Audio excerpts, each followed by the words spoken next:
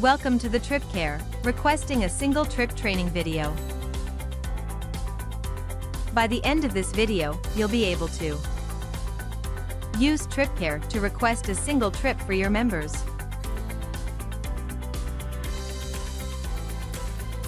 To start the trip request process, you'll navigate to the Request Trip tab. You can search the My Members list if you've already added a member and want to schedule a trip for them. Or, if you need to add a new member to TripCare, you can enter their last name, ID number without dashes, and select their insurance. You can enter their birth date, but that field is optional. You'll click Add to My Members to finish the process. Note: please reach out to your mode of care point of contact if you have issues adding members.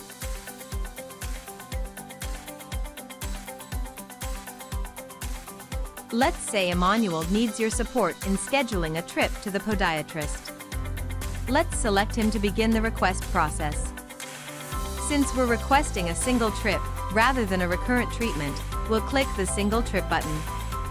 The first trip request step is to enter the information for trip leg A, where the member will be picked up from. You'll choose a reservation date first using the calendar icon. To use TripCare, you'll need to choose a date starting on the blue highlight, or later.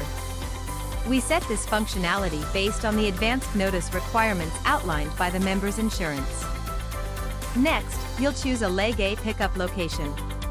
If you want to add a new location, in situations like the member moving, you can select Manual Entry, which allows you to input the updated address. You may add comments to help our driver locate the member, such as gate codes or landmarks. However, this is optional. Then, you'll enter an appointment time. Simply type in the time, then select AM or PM. You can also check the Request a Pickup Time box and enter the requested time. We'll try to honor this request, however, may schedule a different time if we run into scheduling limitations. You'll see the pickup date as a reminder of the date you set at the beginning of the request. If it's accurate, you don't need to change it. You'll also see a field for the pickup location's phone number, and can enter it. This may automatically populate based on our Rolodex information.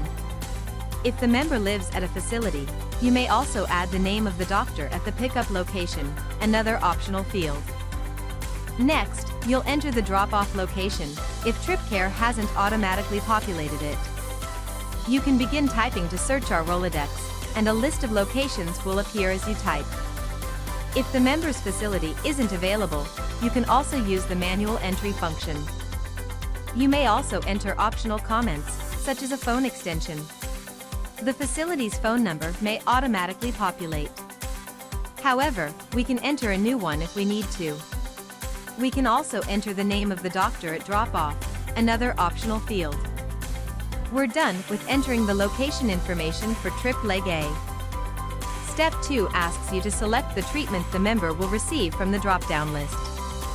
This is a required field, and the choices available vary based on the treatments permitted by the member's insurance.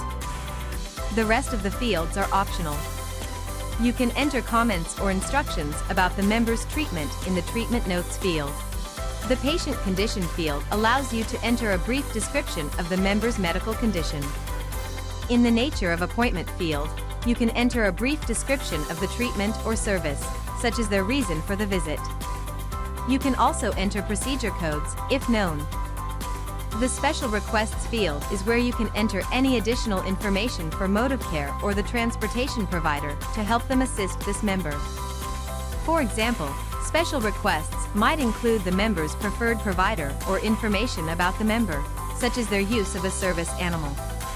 This is also a good place to add a note if the member's escort uses a wheelchair. Mode of care will add this information as a note on the transportation provider's trip manifest.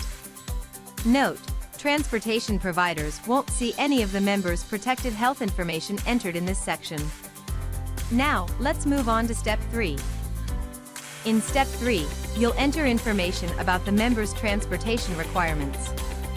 First, you'll select the level of service from the list, which may vary depending on what the member's insurance allows. This may already be populated by TripCare. For some members with specific levels of service, you'll see a message indicating a medical necessity form is required. If wheelchair is selected, additional questions will be used to assist the transportation provider. Most fields are optional.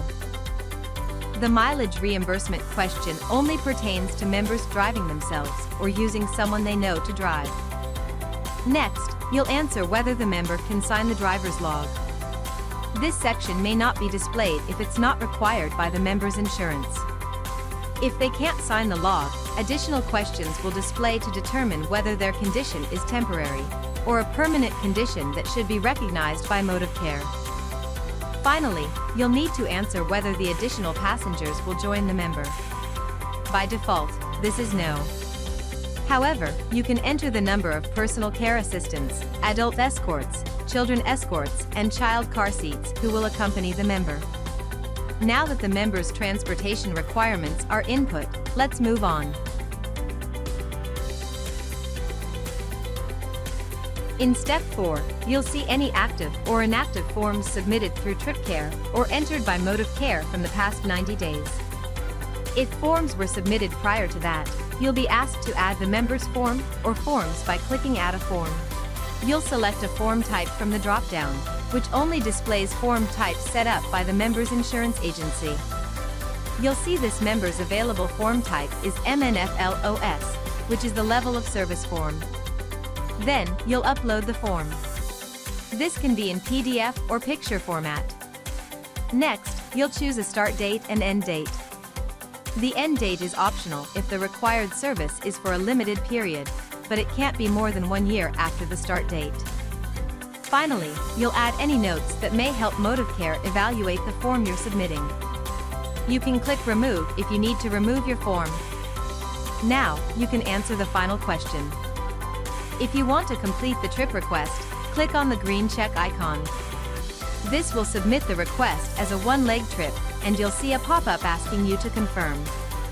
As this isn't common, we'll click No. You can also select Make this a round trip to add a return leg, or add new leg to add an additional stop, like going to the pharmacy after the appointment. If you need to cancel the trip request, you can do so here. Most trips will be round trips, where the member is picked up from their residence, dropped off at treatment, then picked up and returned home. Let's click Make this a round trip to finish our request. You can see the pickup location is the same as Trip A's drop-off location, as you're simply having the transportation provider pick them up from their appointment. You'll need to enter the pickup time when their appointment is over. The pickup location phone should automatically populate, as will the pickup doctor, based on the information you entered for Leg A. The Leg B drop-off information will also populate based on the facility the member was picked up from to start their trip in Leg A. Once you've confirmed the information's accuracy, you can click Complete Trip Request to submit the reservation. We'll be redirected to a confirmation screen, indicating we've submitted a pending trip request. With that, we're done with the trip request process.